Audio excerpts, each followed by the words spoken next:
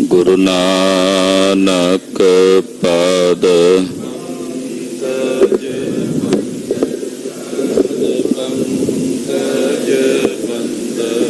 ਸਮਰੋ ਅੰਗਦ ਗੁਰ ਅਮਰਦਾਸ ਹਿਰਦੈ ਸ਼੍ਰੀ ਗੁਰੂ ਰਾਮਦਾਸ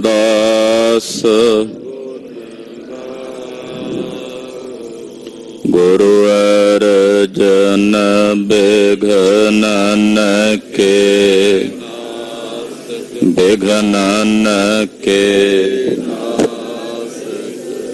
ਹਰ ਗੋਬਿੰਦ ਸ਼ੁਭ ਮਤ ਪ੍ਰਕਾਸ਼ਕ ਸ਼੍ਰੀ ਹਰਿ ਰਾਏ ਨਮੋ ਕਰ ਜੋਰੀ ਨਮੋ ਕਰ ਜੋਰੀ ਸ੍ਰੀ ਹਰਿ ਕ੍ਰਿਸ਼ਨ ਮਨਾਉ ਬਹੋਰੀ ਤੇਗ ਬਹਾਦਰ ਪਰਮ ਕਿਰਪਾਲਾ ਜੀ ਪਰਮ ਕਿਰਪਾਲਾ ਸ਼੍ਰੀ ਗੁਰੂ ਗੋਬਿੰਦ ਸਿੰਘ ਬਿਸਾਲਾ ਕਰੋ ਤਰਾ ਪਰ ਪੁੰਨ ਪੁੰਨ ਸੀਸਾ ਜੀ ਪੁੰਨ ਸੀਸਾ ਬੰਦੋਂ ਬਾਰ ਬਾਰ ਜਗਦੀਸਾ ਏਕੰਕਾਰ ਸਤਿਗੁਰੂ ਤੇ ਪ੍ਰਸਾਦ ਸਚ ਹੋਏ। ਵਾਹਿਗੁਰੂ ਜੀ ਕੀ ਫਤਿਹ ਹੈ। ਬਿਘਨ ਬਿਨਾਸਨ ਸੋਏ। ਵਾਹਿਗੁਰੂ ਜੀ ਕੀ ਫਤਿਹ ਹੈ। ਬਿਘਨ ਬਿਨਾਸਨ ਸੋਏ। ਦੋਹਰਾ ਜਾਤ ਜਿਸਨ ਮੁਖ ਦੁਰਗ ਕੇ ਸਰ ਗੋਲੀ ਲਗ ਕਾਏ। ਗਿਰੇ ਦੜਾ ਦੜ ਤੁਰਤਈ ਏਕ ਬਾਰ ਸਮੁਦਾਏ। ਵਾਹਿਗੁਰੂ ਜੀ ਕਾ ਖਾਲਸਾ ਵਾਹਿਗੁਰੂ ਜੀ ਕੀ ਫਤਿਹ। ਜੁਗੋ ਜੁਗ ਅਟਲ ਦਸੋਂ ਪਾਤਸ਼ਾਹੀਆਂ ਦੀ ਆਤਮਿਕ ਜਾਗਦੀ ਜੋਤ ਧੰਨ ਸ੍ਰੀ ਗੁਰੂ ਗ੍ਰੰਥ ਸਾਹਿਬ ਜੀ ਮਹਾਰਾਜ ਜੀ ਦੀ ਪਾਵਨ ਪਵਿੱਤਰ ਹਜ਼ੂਰੀ 'ਚ ਜੁੜ ਬੈਠੀ ਗੁਰੂ ਕਾ ਖਾਸ ਰੂਪ ਗੁਰੂ ਖਾਲਸਾ ਸਾਧ ਸੰਗਤ ਜੀਓ, ਧੰਨਤਾ ਦੇ ਪਾਤਰ ਹੋ। ਨਿਤਾ ਪ੍ਰਤੀ ਗੁਰੂ ਚਰਨਾਂ 'ਚ ਹਾਜ਼ਰੀਆਂ ਭਰ ਕੇ ਆਪਣੇ ਜੀਵਨ ਦੀਆਂ ਘੜੀਆਂ ਗੁਰੂ ਲੇਖੇ ਲਾ ਕੇ ਸਫਲਾ ਕਰਦੇ। ਕਥਾ ਨਿਤਾ ਪ੍ਰਤ ਹੋਤ ਹੈ ਸੁਨਹੁ ਸਿੰਘ ਸੁਜਾਨ। ਨਾਨਕ ਗੁਰੂ ਗੋਬਿੰਦ ਸਿੰਘ ਜੀ ਸਦਾ ਕਰੈ ਕਲਿਆਣ। ਸਤਿਗੁਰਾਂ ਦੀ ਕਥਾ ਸਰਵਣ ਕਰਕੇ ਕਲਿਆਣ ਦੀ ਪ੍ਰਾਪਤੀ ਹੁੰਦੀ ਹੈ। ਚਮਕੌਰ ਸਾਹਿਬ ਦੇ ਜੰਗ ਦੀ ਕਥਾ ਪ੍ਰਾਰੰਭ ਹੋਈ ਹੈ। 40 ਸਿੰਘਾਂ ਸਮੇਤ ਸਤਿਗੁਰੂ ਜੀ ਗੜ੍ਹੀ ਅੰਦਰ ਪ੍ਰਵੇਸ਼ ਕਰ ਗਏ ਹਨ। 8-8 ਸਿੰਘਾਂ ਨੂੰ ਗੜ੍ਹੀ ਦੇ ਚਾਰਾਂ ਪਾਸਿਆਂ ਵਿੱਚ ਚਾਰੇ ਬਾਈਆਂ ਦੇ ਵਿੱਚ ਮੋਰਚੇ ਲਾ ਕੇ ਬਿਠਾ ਦਿੱਤਾ ਹੈ। 2 ਸਿੰਘ ਗੜ੍ਹੀ ਦੇ ਮੁੱਖ ਦਰਵਾਜ਼ੇ ਦੇ ਉੱਤੇ ਤਿਆਰ ਬਰ ਤਿਆਰ ਕਰਕੇ ਖੜੇ ਕੀਤੇ ਨੇ। ਦੋ ਸਿੰਘਾਂ ਨੂੰ ਚਾਰੇ ਪਾਸੇ ਨਿਗਰਾਨੀ ਰੱਖਣ ਲਈ ਤੋਰਿਆ ਔਰ ਬਾਕੀ ਦੇ ਸਿੰਘ ਤੇ ਵੱਡੇ ਸਾਹਿਬਜ਼ਾਦੇ ਸਤਿਗੁਰਾਂ ਦੇ ਕੋਲ ਨੇ। ਆਪ ਸਤਿਗੁਰੂ ਜੀ ਗੜੀ ਦੀ ਇੱਕ ਉੱਚੀ ਅਟਾਰੀ ਹੈ, ਉਹਦੇ ਵਿੱਚ ਵੀਰ ਆਸਣ ਲਾ ਕੇ ਬੈਠੇ ਨੇ। 10 ਲੱਖ ਦੁਸ਼ਮਣ ਦੀ ਫੌਜ ਜਿਹੜੀ ਦਿੱਲੀੋਂ ਆਈ ਹੈ, ਉਹਨਾਂ ਨੇ ਘੇਰਾਬੰਦੀ ਕੀਤੀ। ਪਿੱਛੋਂ ਪਹਾੜੀ ਰਾਜੇ ਸੂਬਾ ਲਾਹੌਰ ਤੇ ਸੂਬਾ ਸਰਹੰਦ, ਇਹਨਾਂ ਦੀਆਂ ਫੌਜਾਂ ਅਣਗਿਣਤ ਉਹ ਵੀ ਆ ਪਹੁੰਚੇ ਨੇ। ਕਲਗੀਧਰ ਸਵਾਮੀ ਜੀ ਲਿਖਦੇ ਨੇ ਕਿ ਏਦਾਂ ਜਾਪਦਾ ਸੀ ਵੀ ਜਿਵੇਂ ਕਾਲੇ ਰੰਗ ਦੀ ਘਟਾ ਚਾਰੇ ਪਾਸਿਓਂ ਚੜ ਕੇ ਆਈ। ਇਤਨੀ ਫੌਜ ਹੈ ਕਿ ਉਹਨਾਂ ਦੇ ਪੌੜਾਂ ਨਾਲ ਉੱਡੀ ਹੋਈ ਮਿੱਟੀ ਆਕਾਸ਼ ਨੂੰ, ਸੂਰਜ ਨੂੰ ਢੱਕ ਰਹੀ ਹੈ। ਪਰ ਗੁਰਦੇਵ ਬੜੀ ਬੀਰਸੀ ਬਿਰਤੀ ਵਿੱਚ ਇਹਨਾਂ ਸਿੰਘਾਂ ਵਿੱਚ ਆਪਣੀ ਸ਼ਕਤੀ ਦਾ ਸੰਚਾਰ ਕਰਦੇ ਨੇ ਔਰ ਬੜੀ ਸੂਰਬੀਰਤਾ ਨਾਲ ਜੰਗ ਲੜਿਆ ਜਾ ਰਿਹਾ ਹੈ।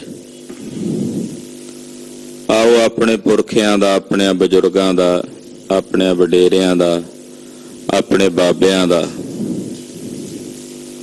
ਇਤਿਹਾਸ ਸਰਵਣ ਕਰੀਏ। ਗੁਰੂ ਚਰਨਾਂ ਵਿੱਚ ਆਪਣੀਆਂ ਹਾਜ਼ਰੀਆਂ ਲਵਾਈਏ। ਚਮਕੌਰ ਸਾਹਿਬ ਦੇ ਉਹਨਾਂ ਸਮੂਹ ਸ਼ਹੀਦਾਂ ਦਾ ਧਿਆਨ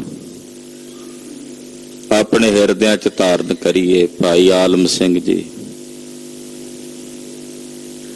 ਭਾਈ ਮਾਨ ਸਿੰਘ ਜੀ, ਭਾਈ ਮਦਨ ਸਿੰਘ ਜੀ, ਭਾਈ ਕੋਠਾ ਸਿੰਘ ਜੀ,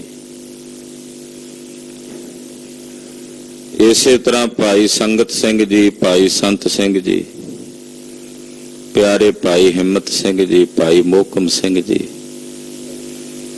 ਭਾਈ ਸਾਹਿਬ ਸਿੰਘ ਜੀ, ਭਾਈ ਲਾਲ ਸਿੰਘ ਜੀ ਵਰਗੇ ਸੂਰਮੇ ਕਿਵੇਂ ਜਾਨਾਂ ਹੂਲ ਹੂਲ ਕੇ ਲੜ ਰਹੇ ਨੇ। ਸਾਹਿਬਜ਼ਾਦਾ ਬਾਬਾ ਅਜੀਤ ਸਿੰਘ ਜੀ, ਸਾਹਿਬਜ਼ਾਦਾ ਬਾਬਾ ਜੁਝਾਰ ਸਿੰਘ ਜੀ, ਸਮੂਹ ਸ਼ਹੀਦਾਂ ਨੂੰ ਆਪਣੀ ਸਿਮਰਤੀ ਵਿੱਚ ਲਿਆ ਕੇ ਤੇ ਇਹਨਾਂ ਦੇ ਚਰਨਾਂ ਵਿੱਚ ਆਪਣੀ ਹਾਜ਼ਰੀ ਲਵਾਉਂਦਿਆਂ ਸਮੂਹ ਮਾਈ ਭਾਈ ਆਖੋ ਜੀ ਸਤਨਾਮ ਸ੍ਰੀ ਵਾਹਿਗੁਰੂ ਸਾਹਿਬ ਜੀ। ਸਤਨਾਮ ਸ੍ਰੀ ਵਾਹਿਗੁਰੂ ਸਾਹਿਬ ਜੀ। ਦੋਹਰਾ ਜਾਤ ਜੇ ਸਨਮੁਖ ਦੁਰਗ ਕੇ ਸਰ ਗੋਲੀ ਲਗ ਕਾਏ।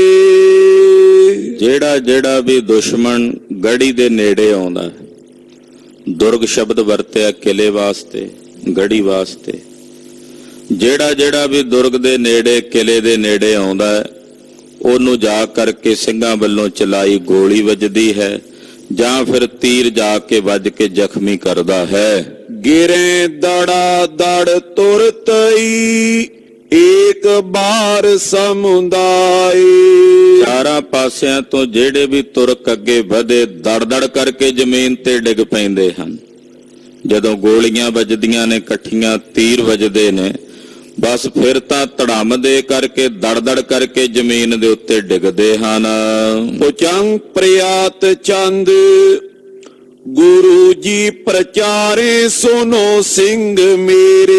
ਕਲਗੀਧਰ ਪਾਤਸ਼ਾਹ ਜੀ ਨੇ ਸਾਰੇ ਸਿੰਘਾਂ ਨੂੰ ਵੰਗਾਰ ਕੇ, ਜਿਹੜੇ ਮਹਾਰਾਜ ਜੀ ਦੇ ਨਾਲ ਯੋਧੇ ਇੱਥੇ ਲੜ ਰਹੇ ਨੇ, 40 ਦੇ 40 ਸਿੰਘਾਂ ਨੂੰ ਵੰਗਾਰਦਿਆਂ ਹੋਇਆਂ ਮਹਾਰਾਜ ਜੀ ਬੋਲੇ, ਕਹਿੰਦੇ ਮੇਰੇ ਪਿਆਰੇ ਸਿੰਘੋ ਸੁਣੋ। ਜਬੇ ਸਾਮ ਦਾਮੰ ਨਾ ਭੇਦੰ ਸੋਹੇਰੇ।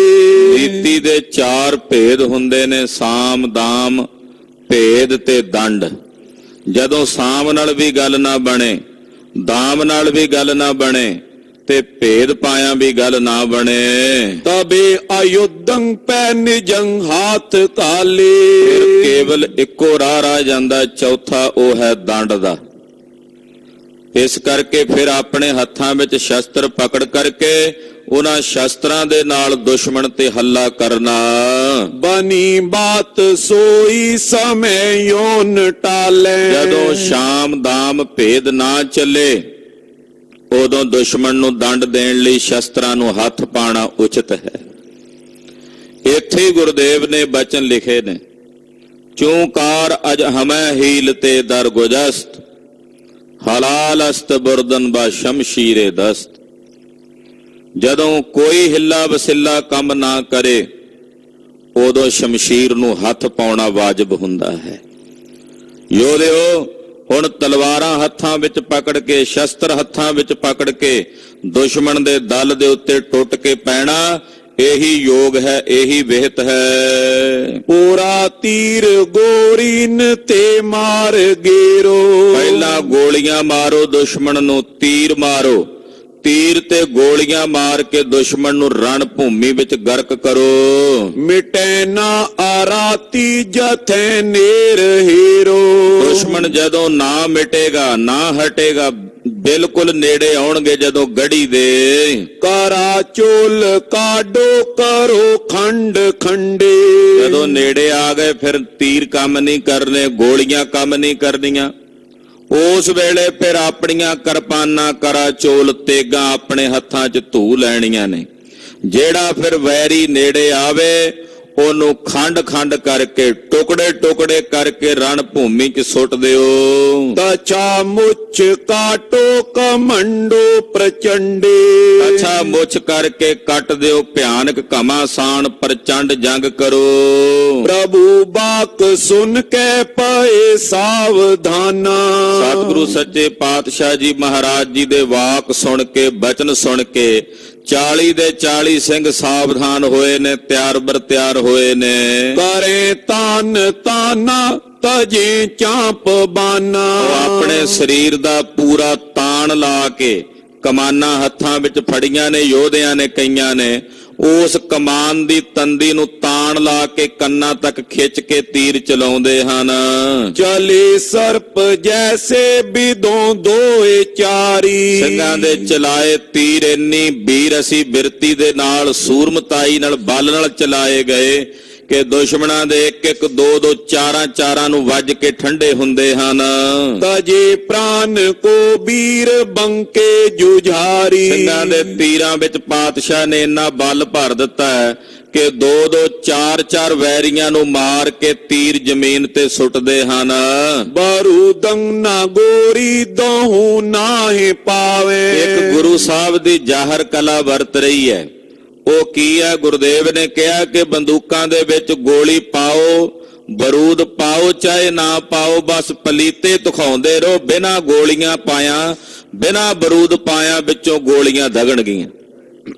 ਮਹਾਰਾਜ ਸੱਚੇ ਪਾਤਸ਼ਾਹ ਦੇ ਬਚਨਾਂ ਤੇ ਯਕੀਨ ਕਰਨ ਵਾਲੇ ਗੁਰਸਿੱਖਾਂ ਨੇ ਕਹਿੰਦੇ ਗੋਲੀਆਂ ਨਹੀਂ ਪਾਉਂਦੇ, ਬਰੂਦ ਵੀ ਨਹੀਂ ਪਾਉਂਦੇ, ਬਸ ਪਿੱਛੋਂ ਤੋੜਾ ਦਿਖਾਉਂਦੇ ਨੇ ਤੇ ਤੜਾਕ ਦੇ ਕੇ ਆਵਾਜ਼ ਆਉਂਦੀ ਤੇ ਗੋਲੀ ਦੁਸ਼ਮਣ ਤੇ ਜਾ ਵੱਜਦੀ ਹੈ। ਪਲੀਤਾ ਪਿਖੇ ਤਾਏ ਤੋੜਾ ਡੰਪਾਵੇ। ਬਸ ਪਲੀਤਾ ਵੇਖਦੇ ਨੇ ਤੇ ਤੋੜੇ ਨੂੰ ਪਲੀਤਾ ਦਿਖਾਉਂਦੇ ਹਨ।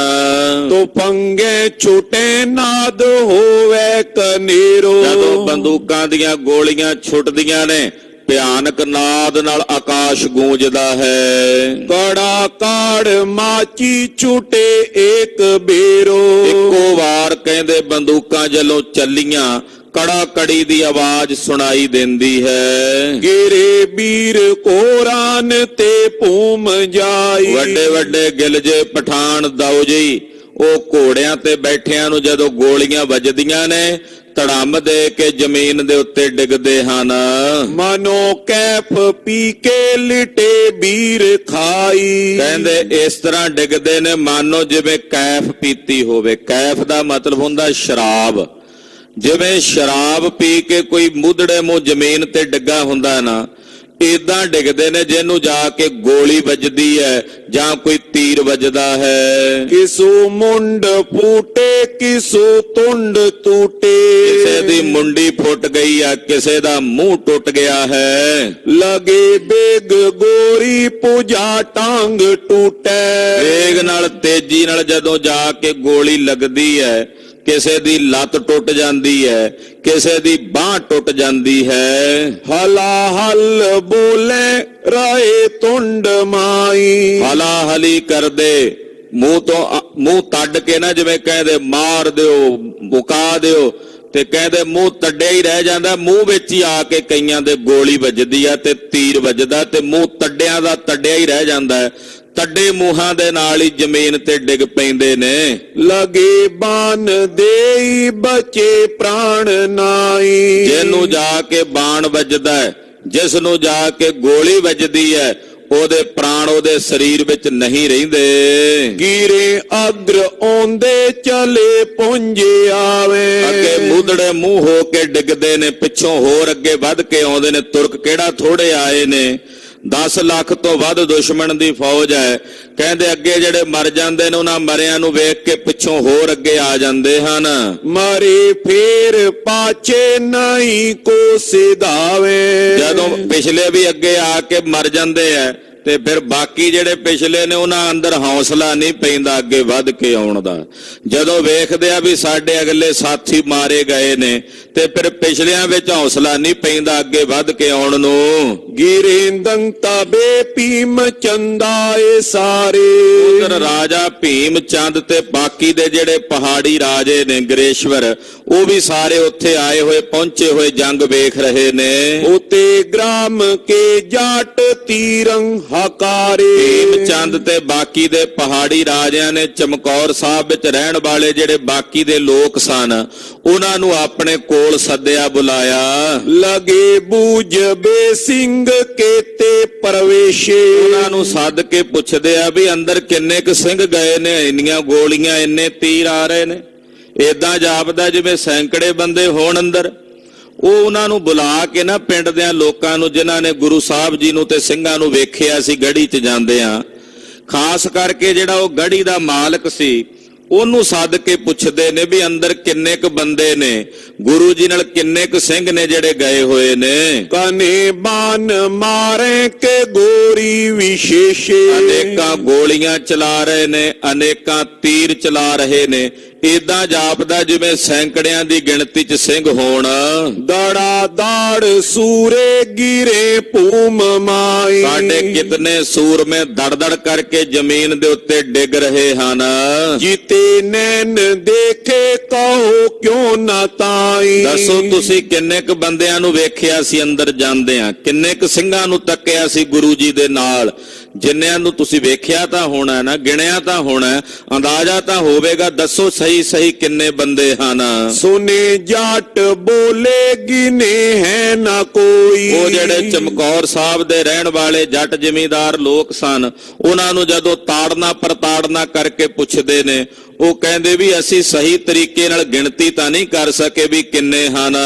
50 ਕੇ 40 ਇਤੇ ਵਿੱਚ ਪਰ ਇੰਨਾ ਕੁ ਅੰਦਾਜ਼ਾ ਜ਼ਰੂਰ ਆ ਵੀ 40 ਤੋਂ 50 ਬੰਦਿਆਂ ਤੋਂ ਵੱਧ ਨਹੀਂ, 40 ਤੇ 50 ਦੇ ਵਿੱਚ ਨੇ।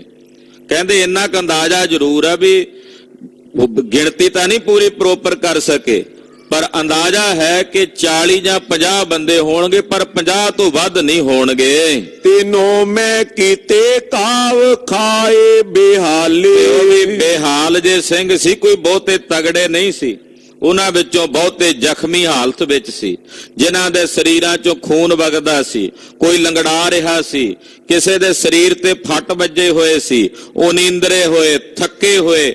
ਏਦਾਂ ਦੇ ਸਿੰਘ ਸਨ ਜਿਹੜੇ ਅੰਦਰ ਗਏ ਨੇ। ਚਲੇ ਹੋ ਸ਼੍ਰੋਣ ਜਾਤੋ ਮਾਰੇ ਆਜ ਕਾਲੇ। ਇੰਨਾ ਖੂਨ ਉਹਨਾਂ ਦੇ ਸਰੀਰ ਚੋਂ ਨੁੱਚੜ ਰਿਹਾ ਸੀ ਵੀ ਜੇ ਤੁਸੀਂ ਨਾ ਵੀ ਮਾਰੋ ਤੇ ਅੱਜ ਕੱਲ ਉਹਨਾਂ ਨੇ ਆਪੇ ਹੀ ਮਰ ਜਾਣਾ ਅੰਦਰ।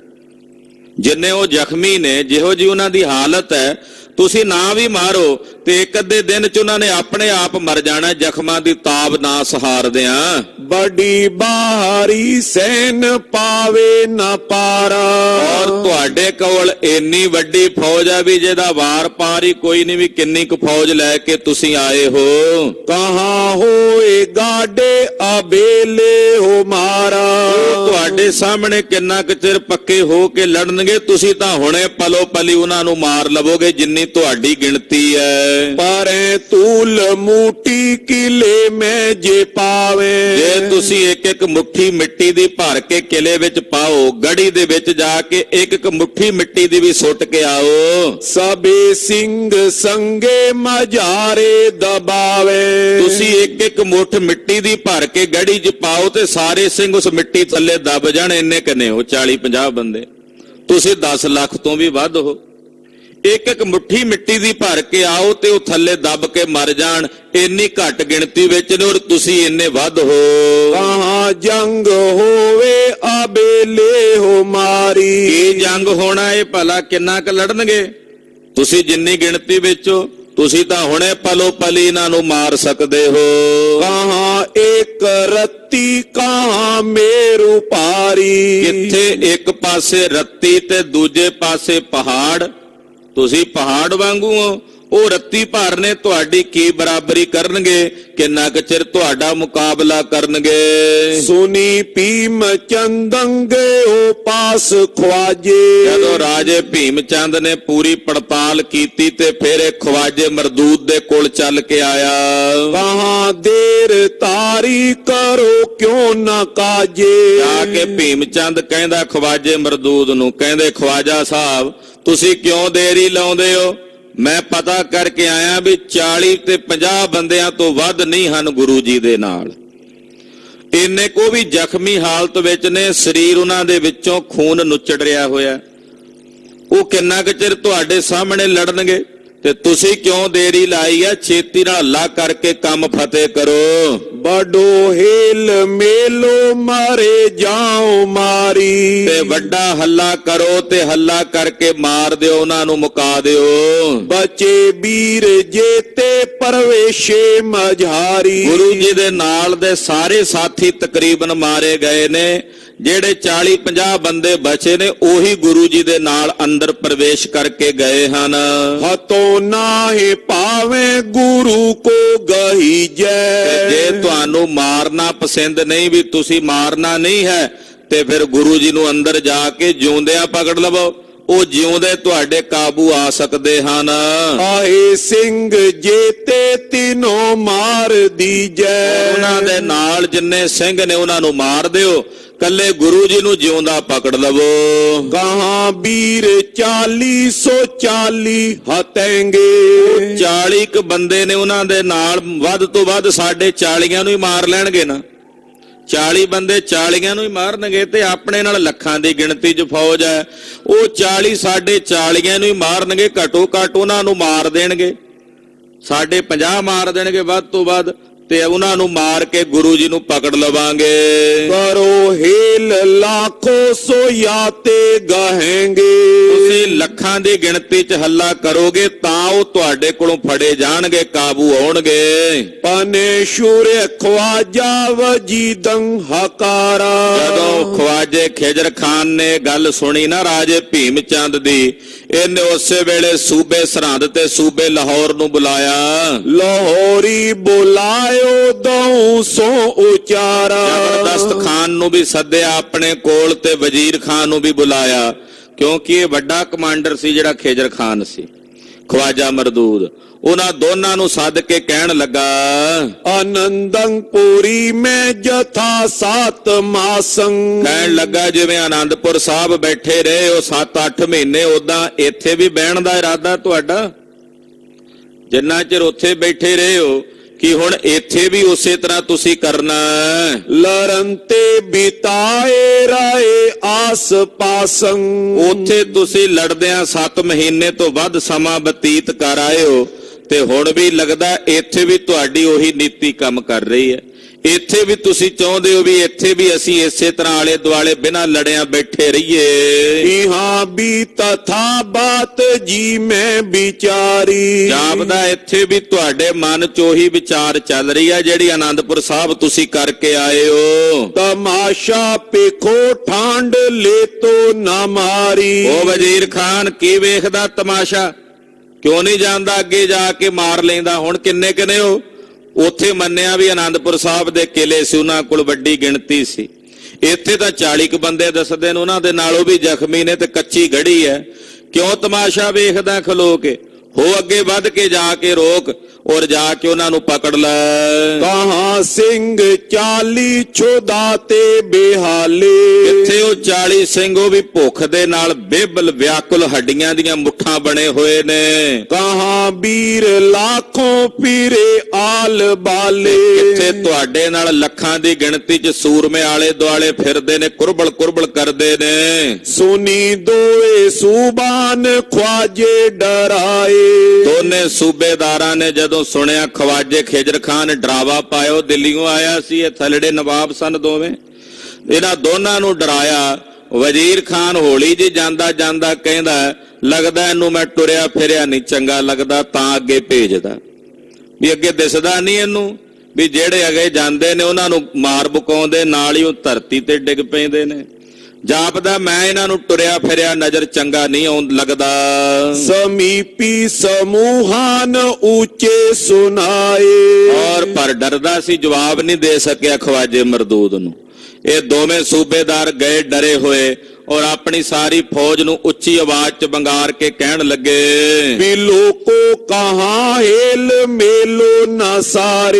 ਕਹਿੰਦਾ ਉਹ ਕੀ ਵੇਖਦੇ ਹੋ ਦੂਰ ਖਲੋਤੇ ਬਿਟਰ ਬਿਟਰ, ਅੱਗੇ ਵੱਧ ਕੇ ਹੱਲਾ ਕਿਉਂ ਨਹੀਂ ਕਰਦੇ? ਬਾਰੋ ਵਿੱਚ ਤਾਵੋ ਪੂਜਾ ਓਜ ਤਾਰੇ। ਆਪਣੀਆਂ ਬਾਹਾਂ ਦਾ ਬਲ ਧਾਰਨ ਕਰਕੇ ਗੜੀ ਦੇ ਵਿੱਚ ਜਾ ਵੜੋ, ਕੰਧਾਂ ਨੂੰ ਪੌੜੀਆਂ ਲਾ ਲਓ ਔਰ ਵਿੱਚ ਜਾ ਕੇ ਪ੍ਰਵੇਸ਼ ਕਰ ਜਾਓ। ਤਿਨੋਂ ਨੇ ਆਗਾਰੀ ਕਹਿਓ ਕੋਪ ਕਹਿ ਉਹਨਾਂ ਨੇ ਵੀ ਅੱਗੋਂ ਬੜੇ ਗੁੱਸੇ ਵਿੱਚ ਆ ਕੇ ਵੰਗਾਰ ਕੀਤੀ। ਪਿਲੋ ਸਰਬ ਆਗੇ ਖਰੇ ਕਿਉਂ ਥੇ ਰਹਿ ਕੇ।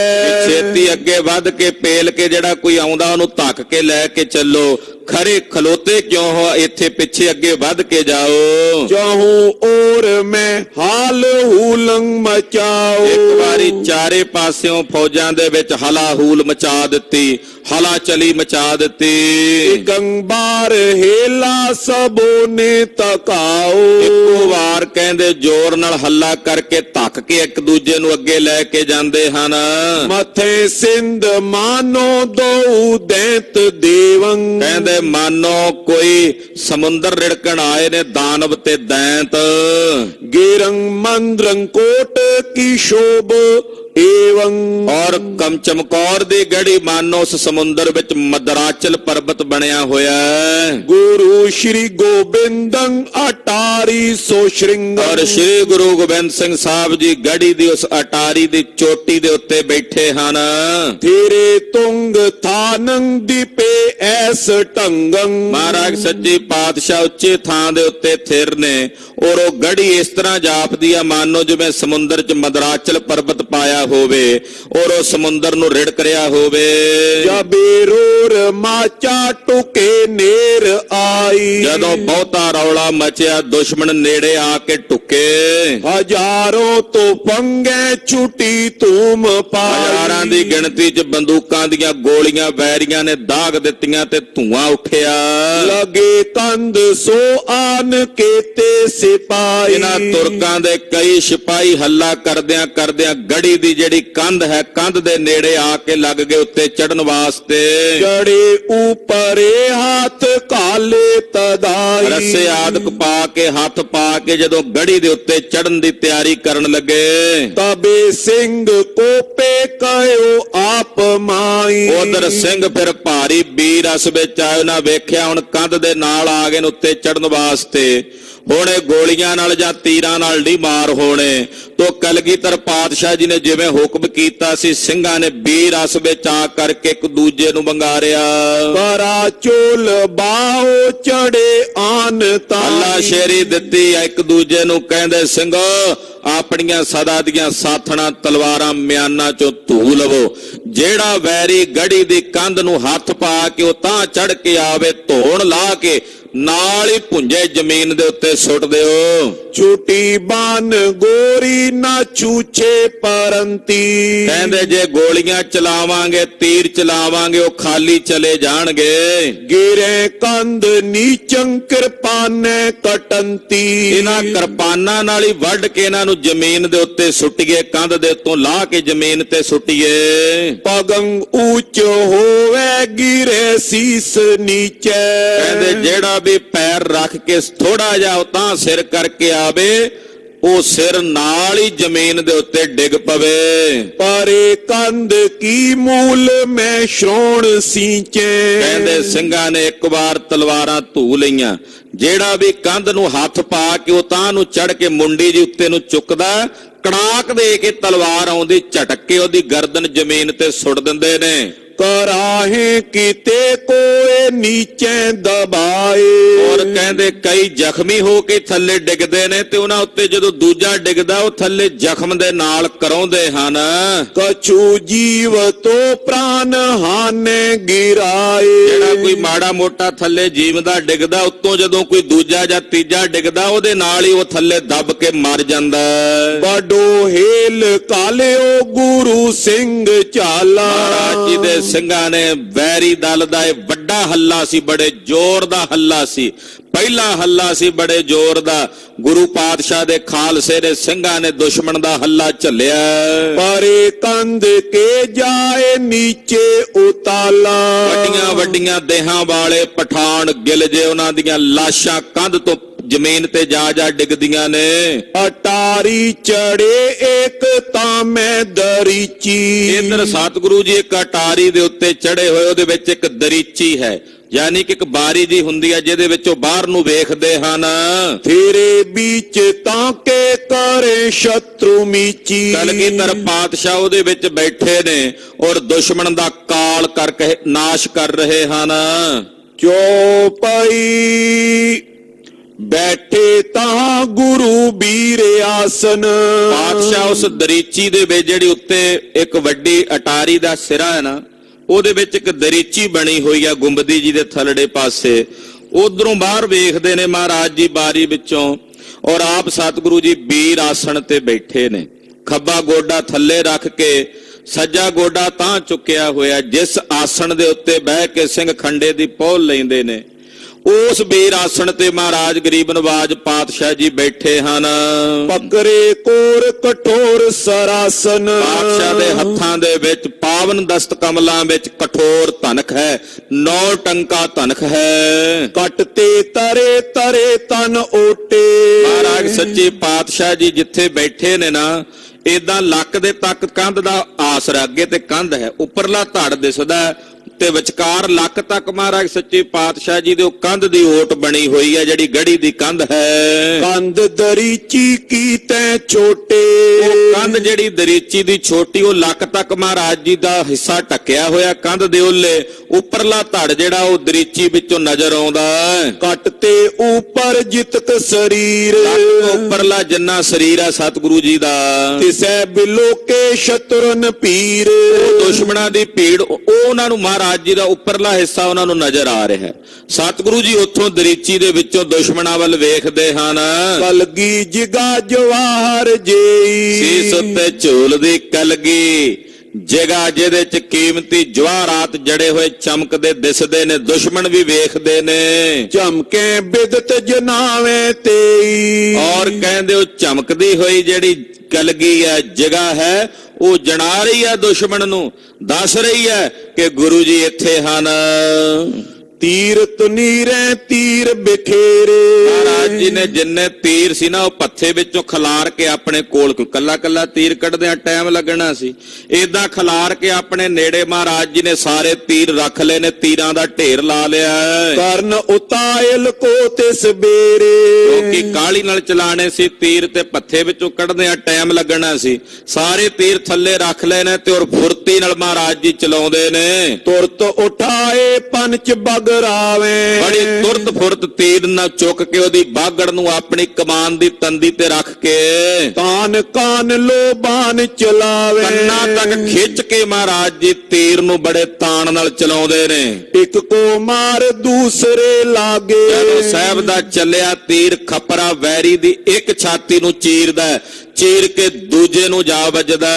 ਤ੍ਰਿਤੀ ਚਤਰ ਬੀਦਤ ਚੱਲੇ ਆਗੇ। ਦੂਜੇ ਨੂੰ ਚੀਰ ਕੇ ਤੀਜੇ ਤੇ ਤੀਜੇ ਨੂੰ ਵਿੰਨ ਕੇ ਚੌਥੇ ਨੂੰ ਜਾ ਵੱਜਦਾ ਹੈ। ਪੰਚਮ ਖਸ਼ਟਮ ਸਪਤਮ ਮਾਰੇ। ਇਹ ਨਹੀਂ ਵੀ ਚੌਥੇ ਨੂੰ ਵਿੰਨ ਕੇ ਠੰਡਾ ਹੋ ਜਾ, ਚੌਥੇ ਨੂੰ ਵਿੰਨ ਕੇ ਪੰਜਵੇਂ ਚ, ਤੇ ਪੰਜਵੇਂ ਨੂੰ ਵਿੰਨ ਕੇ ਛੇਵੇਂ ਚ, ਤੇ ਛੇਵੇਂ ਨੂੰ ਵੀ ਚੀਰਦਾ ਹੋਇਆ ਸਤਵੇਂ ਨੂੰ ਜਾ ਵੱਜਦਾ ਹੈ। 10 ਲਗ ਬੀਦਤ ਮਾਰਤ ਪਾਰੇ। ਕੀ ਵੀ ਇੱਕ ਤੀਰ ਚੱਲਿਆ ਮਹਾਰਾਜ ਜੀ ਦਾ 10 ਬੰਦਿਆਂ ਨੂੰ ਮਾਰ ਕੇ ਮਿੱਟੀ 'ਚ ਗਰਕ ਕਰ ਦਿੰਦਾ ਹੈ। ਇੱਕ ਬਾਰ ਸਰ ਲਗ 10 ਮਾਰੇ। ਤੀਰ ਨੂੰ ਮਹਾਰਾਜ ਜੀ ਜਦੋਂ ਚਲਾਉਂਦੇ ਆ ਤੇ 10 ਨੂੰ ਮਾਰ ਕੇ ਭੂਮੀ ਤੇ ਸੁੱਟਦੇ ਨੇ, ਤੇ ਕਈ ਵਾਰੀ 10 ਵਿੱਚੋਂ ਵੀ ਵਿੰਨ ਕੇ ਉਹ ਤੀਰ ਜੇ ਕਿਸੇ ਘੋੜੇ ਨੂੰ ਜਾ ਵੱਜੇ ਤੇ ਘੋੜੇ ਨੂੰ ਵੀ ਚੀਰ ਕੇ ਤਾਂ ਜਾ ਕੇ ਉਹ ਮਿੱਟੀ 'ਚ ਗਰਕ ਹੋ ਕੇ ਠੰਡਾ ਹੁੰਦਾ, ਤੇ ਘੋੜਾ ਵੀ ਚਾਲੇ ਪਾ ਜਾਂਦਾ ਹੈ। ਗਿਰ ਗਿਰ ਪਰਤੇ ਜਥਾ ਮੁਨਾਰੇ। ਕਹਿੰਦੇ ਜਦੋਂ ਸਾਹਿਬ ਤੀਰ ਚਲਾਉਂਦੇ ਨੇ, ਤੇ ਮੇਰੇ ਇਹ ਗੱਲ ਕਹਿਣ ਦੇ ਵਿੱਚ ਤਾਂ ਹਾਲੇ ਵੀ ਤੀਰ ਚਲਾਉਂਦੇ ਨੇ ਟਾਈਮ ਲੱਗਦਾ, ਇੰਨੇ ਨੂੰ ਤਾਂ 10 ਜਣੇ ਡਿੱਗ ਵੀ ਜਾਂਦੇ ਸਨ, ਇੰਨੇ ਨੂੰ ਤਾਂ ਡਿੱਗ ਵੀ ਜਾਂਦੇ ਸਨ। ਜਦੋਂ ਡਿੱਗਦੇ ਸੀ ਧੜਮ ਦੇ ਕਰਕੇ, ਕਹਿੰਦੇ ਜਿਵੇਂ ਮੁਨਾਰ ਨਹੀਂ ਡਿੱਗਦੇ ਵੱਡੇ ਵੱਡੇ, ਉਹ ਮੁਨਾਰਿਆਂ ਵਾਂਗੂ ਇੱਕਦਮ, ਜਿਵੇਂ ਕੋਈ ਸੁਸਰੀ ਨਹੀਂ ਕਹਿੰਦੇ ਸੌ ਜਾਂਦੀ, ਕਹਾਵਤ ਹੈ ਵੀ ਸੁਸਰੀ ਵਾਂਗੂ ਸੌ ਜਾਂਦੇ, ਇੱਕ ਤੀਰ ਨਾਲ ਸੁਸਰੀ ਵਾਂਗੂ ਹੀ ਸੌ ਜਾਂਦੇ, ਜ਼ਮੀਨ ਤੇ ਡਿੱਗ ਪੈਂਦੇ ਆ ਧੜਮ ਦੇ ਕੇ।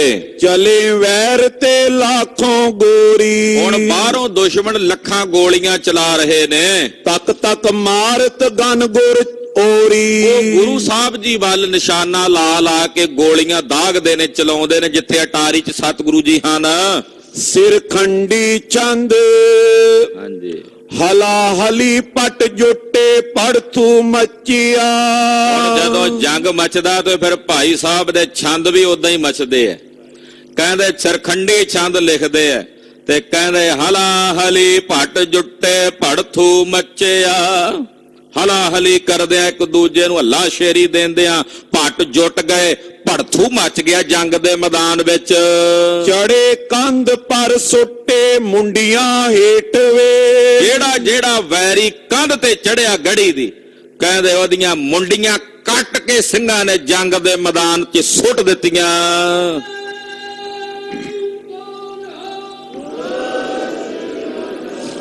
ਕੇਤਕ ਪਚ ਪਚ ਹੁੱਟੇ ਕਾਇਲ ਗਿਰ ਪਰੇ।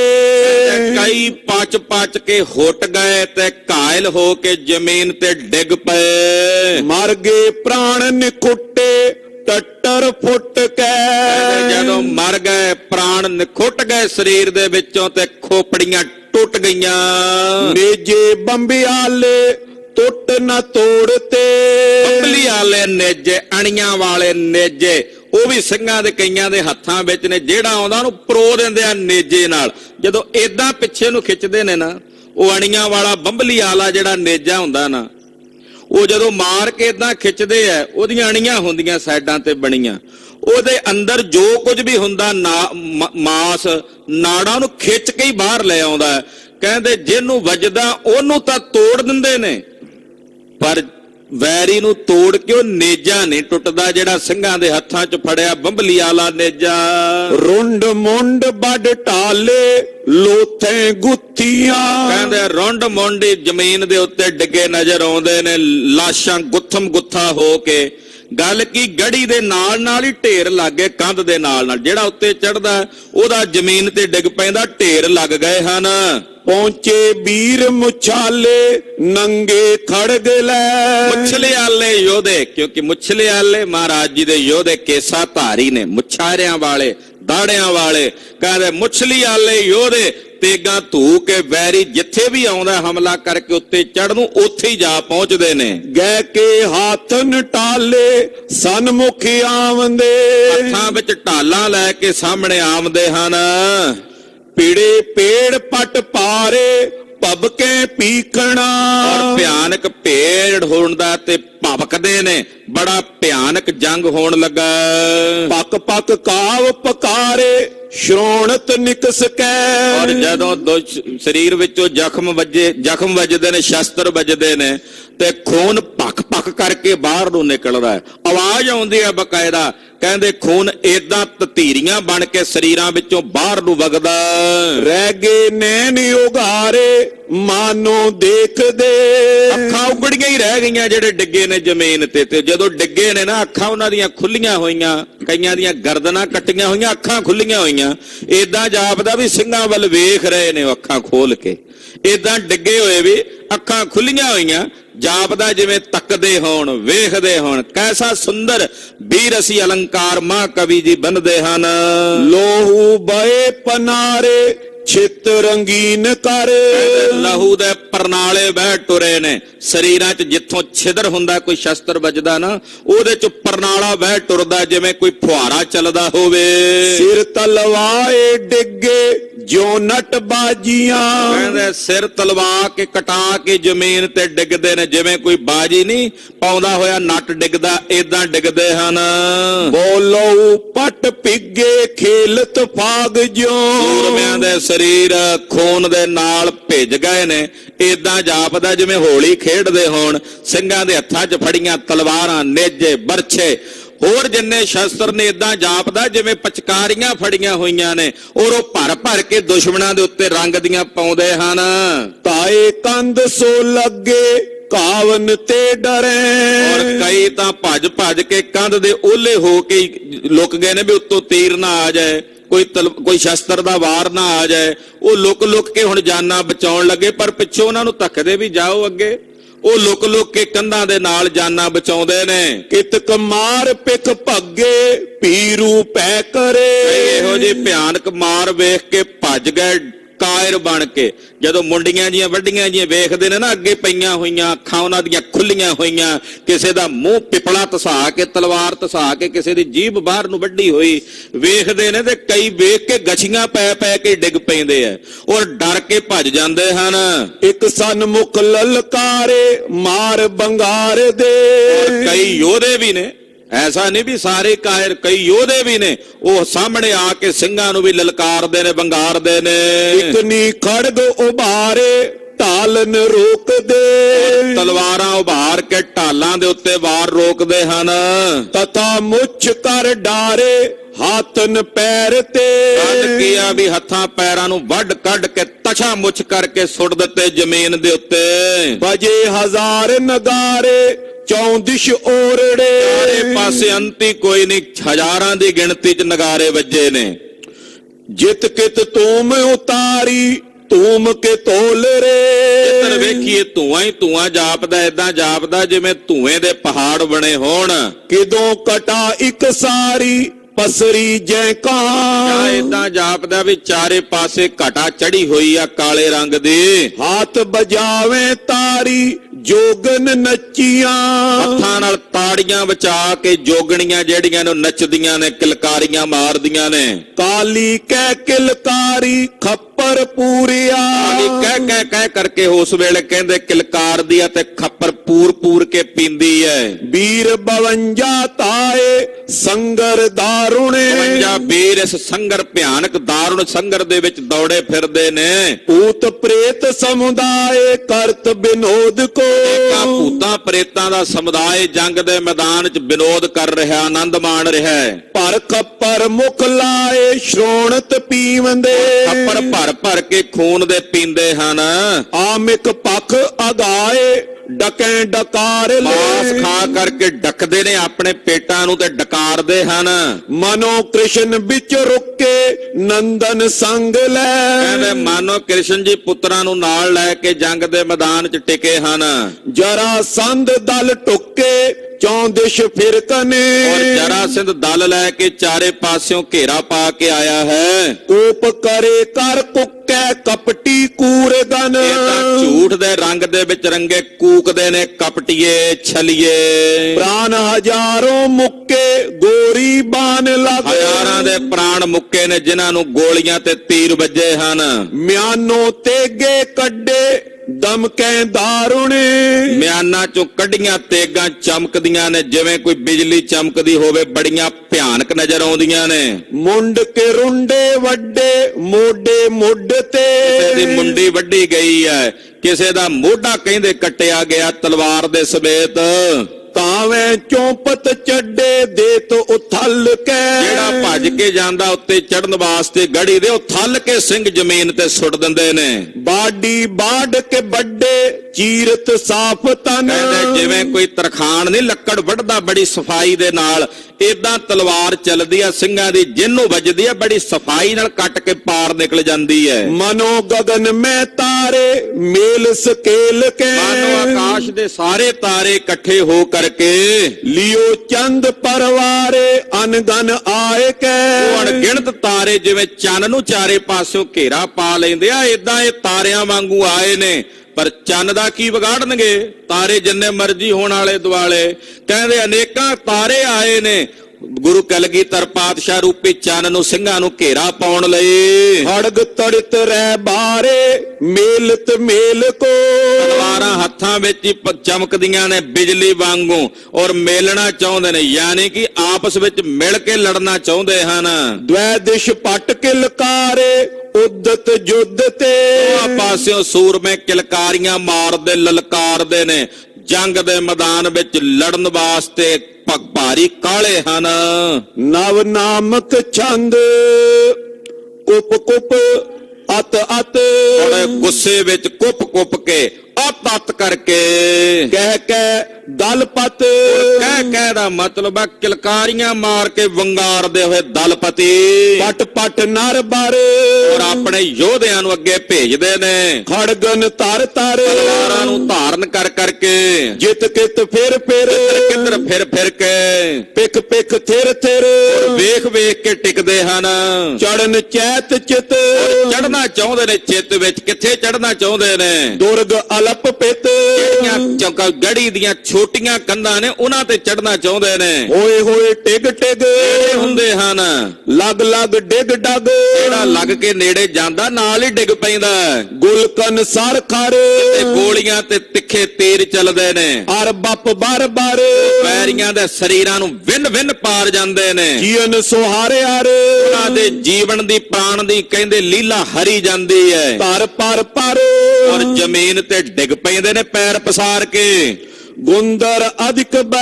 ਔਰ ਸਰੀਰ ਚੋਂ ਲਹੂ ਦੀਆਂ ਤਤੀਰੀਆਂ ਵਹਿੰਦੀਆਂ ਨੇ। ਅਰੁਣ ਬਰਨ ਤੈ। ਔਰ ਸਰੀਰ ਦੇ ਕੱਪੜੇ ਲਾਲ ਰੰਗ ਦੇ ਹੋ ਗਏ ਨੇ। ਲੈ ਲੈ ਡਰ ਡਰ। ਹਿਰਦੇ 'ਚ ਡਰ ਧਾਰਨ ਕਰਦੇ ਨੇ ਵੈਰੀ। ਤੇ ਉਤ ਟਰ ਟਰ। ਸੱਜੇ ਖੱਬੇ ਟਲ ਟਲ ਕੇ ਜਾਂਦੇ ਹਨ। ਠਟਕ ਰਹਿ ਤਈਏ। ਤੇ ਠਟਕ ਕੇ ਰਹਿੰਦੇ ਨੇ ਵੀ ਨਹੀਂ ਜਾਣਾ ਅੱਗੇ। ਮਿਰਤਕ ਨਿਰਖ ਲੀਏ। ਕਿਉਂਕਿ ਅੱਗੇ ਮਰਿਆਂ ਨੂੰ ਵੇਖ ਲਿਆ ਇਹਨਾਂ ਨੇ, ਜਿਹੜੇ ਇਹਨਾਂ ਦੇ ਸਾਥੀ ਹਨ। ਮਿਟਤ ਹਟਤ ਜਬ। ਪਿੱਛੇ ਮਿਟਣਾ ਚਾਹੁੰਦੇ ਨੇ, ਪਿੱਛੇ ਨੂੰ ਜਾਣਾ ਚਾਹੁੰਦੇ ਨੇ। ਦਲਪਤ ਕਹੇ ਤਬ। ਪਿੱਛੋਂ ਉਹਨਾਂ ਦੇ ਜਥੇਦਾਰ ਖਲੋਤੇ, ਉਹਨਾਂ ਨੂੰ ਬੰਗਾਰ ਦਿਓ, ਪਿੱਛੇ ਕੀ ਲੈਣ ਆਉਂਦੇ ਹੋ? ਇੱਥੇ ਕਿਹੜਾ ਦੁੱਧ ਦੇ ਕਟੋਰੇ ਭਰ ਕੇ ਰੱਖੇ ਨੇ? ਕਿਤੇ ਟਰਤੇ ਅਬ। ਕਿੱਧਰ ਟਲ ਕੇ ਜਾ ਰਹੇ ਹੋ? ਲਜ ਕੁਲ ਹੱਥ ਸਭ। ਆਪਣੀ ਕੁਲ ਦੀ ਲਾਜ ਨੂੰ ਛੱਡ ਕੇ ਤੁਸੀਂ ਪਠਾਨ ਕਹਾਉਂਦੇ ਹੋ? ਪਿੱਛੇ ਕਿਉਂ ਆਉਂਦੇ ਹੋ? ਜਾਓ ਅੱਗੇ। ਚੜੋ ਦੁਰਗ ਪਰ। ਛੇਤੀ ਕਿਲੇ ਤੇ ਜਾਓ ਚੜ ਕੇ। ਕੁਝ ਬਲ ਕਰ ਕਰ। ਆਪਣੀਆਂ ਬਾਹਾਂ ਦਾ ਬਲ ਕਰ ਕਰਕੇ। ਅਲਪ ਆਹੇ ਅਰ। ਕਿੰਨੇ ਦੁਸ਼ਮਣ 40 ਤੇ ਜਣੇ ਨੇ, ਉਹ ਕਹਿੰਦੇ 40 ਨੇ ਸਾਡੇ ਹਜ਼ਾਰਾਂ ਨਿਬੇੜ ਛੱਡੇ ਨੇ। ਤੁਮ ਕਿਤ ਲੱਖ ਨਰ। ਤੁਸੀਂ ਕਿੰਨੇ ਕ ਸਮਝਦੇ ਉਹਨਾਂ ਨੂੰ ਅੱਗੇ? ਏਮ ਸ਼ਰੁਤੇ ਸੁਨ ਸੁਨ। ਤੁਸੀਂ ਲੱਖਾਂ ਦੀ ਗਿਣਤੀ ਵਿੱਚ ਹੋ ਤੇ ਉਹ ਥੋੜੇ ਨੇ 40। ਜਦੋਂ ਏਦਾਂ ਸੁਣਦੇ ਨੇ ਕੰਨਾਂ ਨਾਲ, ਰਿਤ ਤਰ ਪੁਨ ਪੁਨ। ਫਿਰ ਉਹ ਯੋਧੇ ਅੱਗੇ ਹੌਸਲਾ ਕਰਕੇ ਜਾਂਦੇ ਨੇ। ਗੁਲਕਨ ਹਨ ਹਨ। ਗੋਲੀਆਂ ਮਾਰਦੇ ਹਨ। ਹੱਥ ਹੱਥ ਪਨ ਪਨ। ਮਾਰ ਦਿਓ ਕਹਿੰਦੇ ਹਨ। ਖਰ ਖਗ ਕੱਟ ਕੱਟ। ਤਿੱਖੇ ਤਲਵਾਰਾਂ ਨਾਲ ਕੱਟਦੇ ਨੇ। ਧਰ ਪਰ ਲੱਟ ਲੱਟ। ਸਿੰਘ ਤਿੱਖੀਆਂ ਤਲਵਾਰਾਂ ਨਾਲ ਵੱਢਦੇ ਨੇ, ਜ਼ਮੀਨ ਤੇ ਡਿੱਗ ਪੈਂਦੇ ਨੇ ਲਿਟ ਕੇ। ਝਟ ਕਰ ਸੱਟ ਪਟ। ਝਟ ਕਰਕੇ ਸੱਟ ਪਟ, ਛੇਤੀ ਛੇਤੀ। ਛੰਦ ਵੇਖੋ ਕੈਸੇ ਕਮਾਲ ਦਾ। ਝਟ ਕਰ ਸੱਟ ਪਟ, ਬੜੀ ਝਟ ਦੇ ਨਾਲ ਸੱਟ ਪਟ ਛੇਤੀ ਜ਼ਮੀਨ ਤੇ ਸੁੱਟ ਦਿੰਦੇ ਨੇ। ਪਿਤ ਲੱਗ ਝਟ ਪਟ। ਜਿਹੜਾ ਝਟ ਪਟ ਕਰਕੇ ਪਿੱਤ ਤੱਕ ਜਾਂਦਾ ਨਾ, ਪਿੱਤ ਨਾਮ ਹੁੰਦਾ ਕੰਧ ਦਾ, ਕੰਧ ਤੱਕ ਜਾਂਦਾ ਉਹ ਬਸ ਉੱਥੇ ਤੱਕ ਹੀ ਜਾਂਦਾ। ਤੇ ਜਾਣ ਵੇਲੇ ਮਾੜਾ ਜਿਹਾ ਹੱਥ ਪਾਉਂਦਾ ਤੇ ਉਧਰੋਂ ਸਿੰਘ ਨਾਲ ਹੀ ਝਟਪਟ ਸੁੱਟ ਦਿੰਦੇ ਨੇ। ਉਮੜ ਉਮੜ ਪਟ। ਉਮੜ ਕੇ ਪੱਟ ਆਉਂਦੇ ਨੇ। ਕੁਮੰਡ ਕੁਮੰਡ ਕੱਟ। ਬੜਾ ਕਮੰਡ ਧਾਰਨ ਕਰਕੇ ਭਿਆਨਕ ਬਣ ਕੇ ਆਉਂਦੇ ਨੇ। ਬਰਖਤ ਸਰ ਖਰ ਅੱਗੋਂ ਤਿੱਖੇ ਤੀਰ ਵਰਦੇ ਨੇ, ਪਰਖਤ ਨਰ ਬਰ ਔਰ ਸ੍ਰੇਸ਼ਟ ਬੰਦਿਆਂ ਨੂੰ ਵੇਖਦੇ ਨੇ। ਤੁਮਲ ਸਮਰ ਮਚ ਬਸ ਕਹਿੰਦੇ ਦੋਹਾਂ ਪਾਸਿਆਂ ਦੇ ਜਥਿਆਂ ਦਾ ਸਮਰ ਮਚਿਆ, ਜੰਗ ਮਚਿਆ ਹੋਇਆ। ਰੁਦਰਨ ਰਚ ਰਚ ਸੂਰਮਿਆਂ ਦੇ ਖੂਨ ਨਾਲ ਜ਼ਮੀਨ ਜਿਹੜੀ ਆ ਲਾਲ ਰੰਗ ਦੀ ਹੋ ਰਹੀ ਹੈ, ਧਰਤੀ ਅਰਣ ਵਰਣੀਏ ਹੋ ਰਹੀ ਹੈ। ਸੂਰਮਿਆਂ ਦੇ ਸਰੀਰ ਦੇ ਵਿੱਚੋਂ ਖੂਨ ਦੀਆਂ ਤਤੀਰੀਆਂ ਵਹਿ ਰਹੀਆਂ ਨੇ। ਕਰਦਮ ਪੱਗ ਗੱਡ ਇੰਨਾ ਚਿੱਕੜ ਹੋ ਗਿਆ ਲਹੂ ਦੇ ਨਾਲ ਕਿ ਪੈਰ ਗੱਡਿਆ ਜਾਂਦਾ ਜ਼ਮੀਨ ਦੇ ਵਿੱਚ। ਮਿੱਝ ਇੰਨੀ ਖਿਲਰੀ ਆ, ਤਤੀਰੀਆਂ ਫੁੱਟੀਆਂ ਖੂਨ ਦੀਆਂ ਵਗ ਵਗ ਕੇ ਨਾ, ਉਹ ਏਦਾਂ ਚਿੱਕੜ ਹੋ ਗਿਆ ਧਰਤੀ ਤੇ ਵੀ ਪੈਰ ਗੱਡੇ ਜਾਂਦੇ ਨੇ ਵਿੱਚ। ਇਮ ਹੋਏ ਗੱਡ ਵੱਡ ਇਸ ਪ੍ਰਕਾਰ ਨਾਲ ਵੱਡੀ ਭਿਆਨਕ ਗੜਬੜ ਹੋਈ ਆ, ਜੰਗ ਹੋਇਆ। ਦੋਹਰਾ ਕਹੋ ਕਹਾਂ ਲਗ ਜੁਦ ਕੋ ਪਾਇਓ ਪ੍ਰਥਮ ਕੀ ਹੇਲ। ਕਿੱਥੋਂ ਤੱਕ ਕਹੀਏ ਵੀ ਪਹਿਲੇ ਹੱਲੇ ਦਾ ਇਹ ਜੰਗ ਕਿਤਨਾ ਭਿਆਨਕ ਸੀ। ਇਹ ਪਹਿਲਾ ਹੱਲਾ ਸੀ ਦੁਸ਼ਮਣ ਨੂੰ, ਕਿਉਂਕਿ ਨਵੇਂ ਆਏ ਸੀ ਇਹ 10 ਲੱਖ ਜਿਹੜੇ ਆਏ ਨੇ, ਜਿਨ੍ਹਾਂ ਨੇ ਵੇਖੇ ਸੀ ਆਨੰਦਪੁਰ ਸਾਹਿਬ ਜੌਹਰ ਖਾਲਸੇ ਦੇ, ਉਹ ਨਹੀਂ ਆਏ ਅੱਗੇ। ਇਹ ਨਵੇਂ ਸੀ ਵਿਚਾਰੇ ਰੰਗਰੂਟ, ਇਹਨਾਂ ਨੂੰ ਕੀ ਪਤਾ ਸੀ ਕਿ ਕੀ ਭਾਅ ਬਣਨੀ ਅੱਗੇ। ਜਦੋਂ ਆਏ ਨੇ ਅੱਗੇ ਤੇ ਕਹਿੰਦੇ ਇਹ ਪਹਿਲੇ ਹੱਲੇ ਨਾਲ ਆਏ ਬੜੇ ਜ਼ੋਰ ਨਾਲ, ਪਰ ਖਾਲਸੇ ਨੇ ਇਹਨਾਂ ਦਾ ਹੱਲਾ ਚੱਲਿਆ। 40 ਨੇ 10 ਲੱਖ ਦਾ ਹੱਲਾ ਚੱਲਿਆ ਹੈ। ਜੂਤ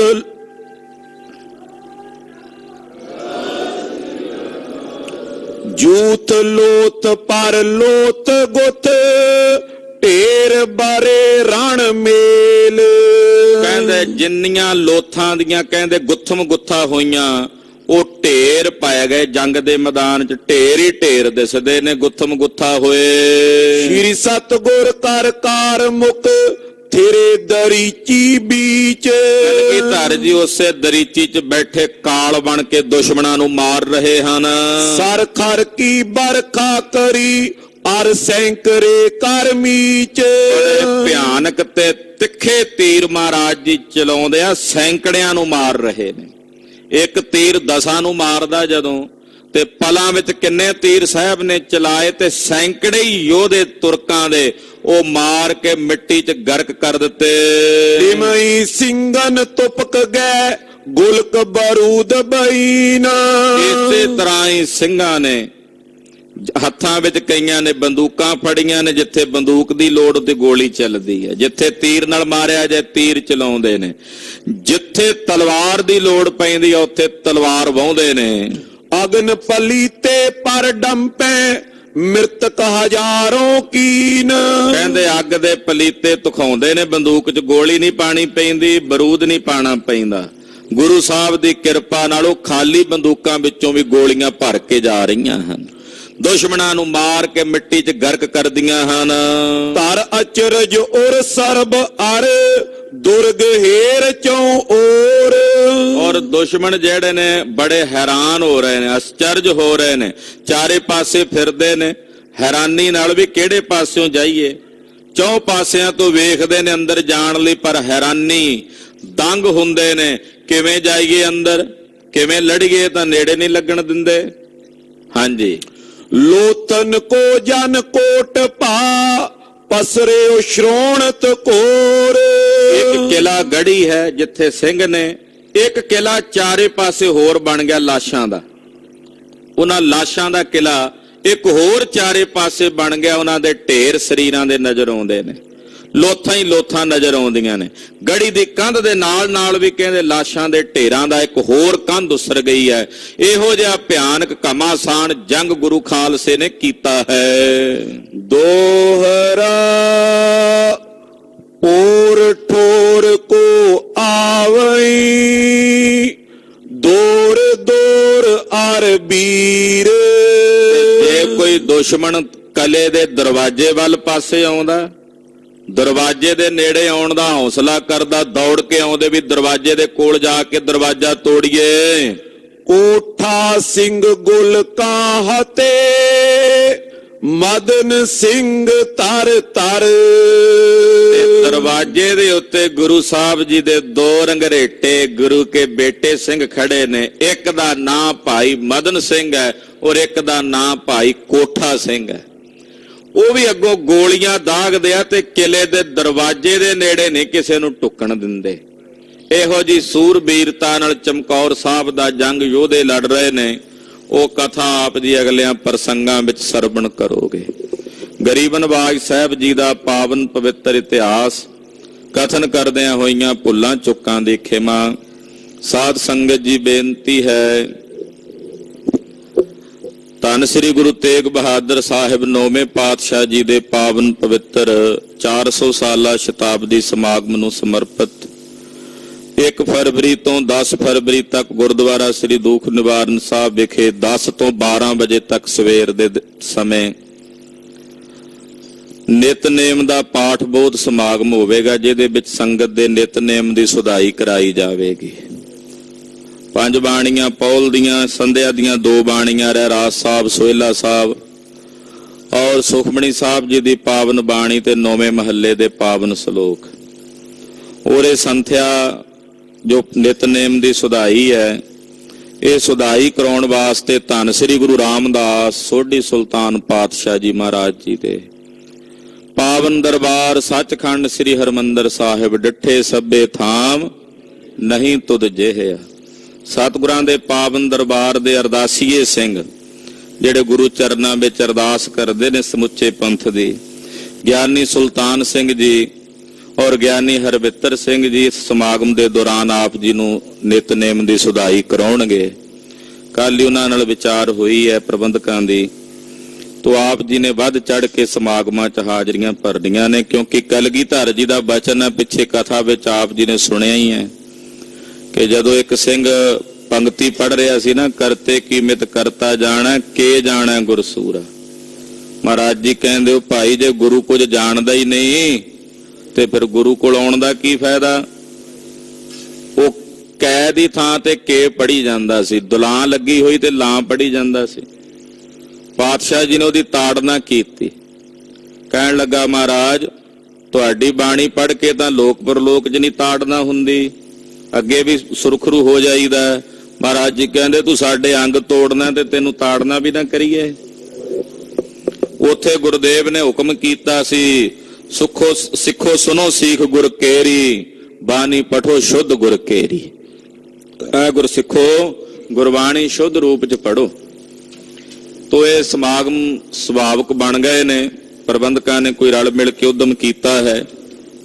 ਤੋ ਆਪ ਜੀ ਲਾਹਾ ਪ੍ਰਾਪਤ ਕਰੋ, ਆਪਣੇ ਨਾਮ ਜ਼ਰੂਰ ਲਿਖਾ ਦਿਓ ਹੈਡ ਗ੍ਰੰਥੀ ਸਾਹਿਬ ਦੇ ਦਫ਼ਤਰ ਵਿੱਚ, ਕਿਉਂਕਿ ਉਹਦੇ ਮੁਤਾਬਕ ਸਾਰੀ ਸੰਗਤ ਦੇ ਬੈਠਣ ਦੀ ਵਿਵਸਥਾ ਔਰ ਪੋਥੀਆਂ ਦੀ ਜਿਹੜੀ ਵਿਵਸਥਾ ਹੈ ਉਹ ਗੁਰੂ ਘਰ ਵੱਲੋਂ ਕੀਤੀ ਜਾਣੀ ਹੈ। ਤੇ ਜਿਹੜੀਆਂ ਸੰਗਤਾਂ ਬਾਹਰਲੇ ਦੂਸਰੇ ਸ਼ਹਿਰਾਂ ਵਿੱਚੋਂ ਆਉਣਾ ਚਾਹਣ, ਉਹਨਾਂ ਵਾਸਤੇ ਵੀ ਜੀਓ ਆਇਆ ਹੈ, ਉਹਨਾਂ ਦੇ ਰਹਿਣ ਸਹਿਣ ਦਾ ਪ੍ਰਬੰਧ ਗੁਰੂ ਘਰ ਵਿੱਚ ਕੀਤਾ ਜਾਵੇਗਾ। ਨੇੜੇ ਦੇ ਕੁਝ ਇਲਾਕਿਆਂ ਵਿੱਚੋਂ ਬੱਸਾਂ ਵੀ ਲਾਈਆਂ ਜਾਣਗੀਆਂ, ਜਿਵੇਂ ਰਾਜਪੁਰਾ ਹੈ, ਸਨੌਰ ਹੈ, ਜਾਂ ਇਧਰ ਨਾਭੇ ਤੋਂ ਉਸ ਪਾਸਿਓਂ ਜਿਹੜੇ ਵੀਰ ਆਉਣਾ ਚਾਹੁੰਦੇ ਨੇ ਸਮਾਗਮ ਵਿੱਚ, ਉਹਨਾਂ ਵਾਸਤੇ ਬੱਸਾਂ ਦਾ ਪ੍ਰਬੰਧ ਲਿਆਉਣ ਦਾ ਤੇ ਛੱਡਣ ਦਾ ਵੀ ਕੀਤਾ ਗਿਆ ਹੈ। ਆਪ ਜੀ ਲਾਹੇ ਪ੍ਰਾਪਤ ਕਰੋ। 9ਵੇਂ ਪਾਤਸ਼ਾਹ ਧੰਨ ਸ੍ਰੀ ਗੁਰੂ ਤੇਗ ਬਹਾਦਰ ਸਾਹਿਬ ਜੀ ਮਹਾਰਾਜ ਜੀ ਦੀਆਂ ਖੁਸ਼ੀਆਂ ਪ੍ਰਾਪਤ ਕਰੋ ਜੀ। ਵਾਹਿਗੁਰੂ ਵਾਹਿਗੁਰੂ ਵਾਹਿਗੁਰੂ ਵਾਹਿਗੁਰੂ ਵਾਹਿਗੁਰੂ ਵਾਹਿਗੁਰੂ ਵਾਹਿਗੁਰੂ ਵਾਹਿਗੁਰੂ ਵਾਹਿਗੁਰੂ ਵਾਹਿਗੁਰੂ ਵਾਹਿਗੁਰੂ ਵਾਹਿਗੁਰੂ ਵਾਹਿਗੁਰੂ ਵਾਹਿਗੁਰੂ ਵਾਹਿਗੁਰੂ ਵਾਹਿਗੁਰੂ। ਅਚੁੱਤ ਹੈ ਪਾਰ ਬ੍ਰਹਮ ਅਬਨਾਸੀ ਅਗਨਾਸ, ਪੁਰਨ ਹੈ ਸਰਬ ਮੈਂ ਦੁਖ ਭੰਜਨ ਗੁਣ ਤਾਸ, ਸੰਗੀ ਹੈ ਨਿਰੰਕਾਰ ਨਿਰਗੁਣ ਸਭ ਟੇਕ, ਗੋਬਿੰਦ ਹੈ ਗੁਣ ਨਿਧਾਨ ਜਾਂ ਕੀ ਸਦਾ ਬਵੇਕ, ਅਪਰੰਪਰ ਹਰ ਹਰੇ ਪੀਓ ਅਣਹਾਰ, ਸੰਤਹ ਕੈ ਸਦਾ ਸੰਗ ਨਿਧਾਰਾ ਆਧਾਰ ਏ ਠਾਕੁਰ ਹਉ ਦਾਸਰੋ ਮੈਂ ਨਿਰਗੁਣ ਗੁਣ ਨਹੀਂ ਕੋਈ ਨਾਨਕ ਦੀਜੈ ਨਾਮ ਦਾਨ ਕੋਈ ਐ ਪਰੋਏ ਆਏ ਪ੍ਰਭ ਸ਼ਰਣਾਗਤੀ ਕਿਰਪਾ ਨਿਧ ਦਿਆਲ ਏਕ ਅੱਖਰ ਹਰ ਮਨ ਬਸਤ ਨਾਨਕ ਓਤ ਨਿਹਾਲ ਵਾਹਿਗੁਰੂ ਨਾਮ ਜਹਾਜ ਹੈ ਚੜੇ ਸੋ ਤੇਰੇ ਪਾਰ ਜੋ ਸ਼ਰਧਾ ਕਰ ਸੇਵੰਦੇ ਗੁਰ ਪਾਰ ਉਤਾਰ ਨਿਹਾਲ ਵਾਹਿਗੁਰੂ ਨਾਮ ਜਹਾਜ ਹੈ ਚੜੇ ਸੋ ਤੇਰੇ ਪਾਰ ਜੋ ਸ਼ਰਧਾ ਕਰ ਸੇਵੰਦੇ ਗੁਰ ਪਾਰ ਉਤਾਰ ਨਿਹਾਰ ਵਾਹਿਗੁਰੂ ਜੀ ਕਾ ਖਾਲਸਾ ਵਾਹਿਗੁਰੂ ਜੀ ਕੀ ਫਤਿਹ।